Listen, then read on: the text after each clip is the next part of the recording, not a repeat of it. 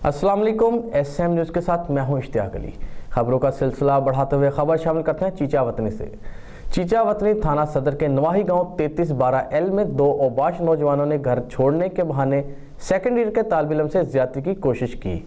Police थाना सदर ने दो मुल्ज़िमान के खिलाफ मुकदमा दर्ज कर लिया। मुल्ज़िमान में असद और उस्मान शामिल हैं। इसी हवाले से मज़ीद तफसीलात जानते हैं अपने नुमाइंदे इरशाद अहमद से। जी इरशाद, बताइएगा क्या तफसीलात है आपके पास? जी बिल्कुल, तफसीलात के मुताबिक चीचा वतनी थाना सदर की हदूद में असद और उस्मान नामी दो वबाश नौजवानों ने हसन हफीज को घर छोड़ने के बहाने मोटरसाइकिल पर बिठाकर करीबी वीरान जगह पर ले गए। वहां ले जाकर असले के जोर पर 17 साला सेकंड ईयर के स्टूडेंट हसन हफीज से ज्यादती की कोशिश करते रहे।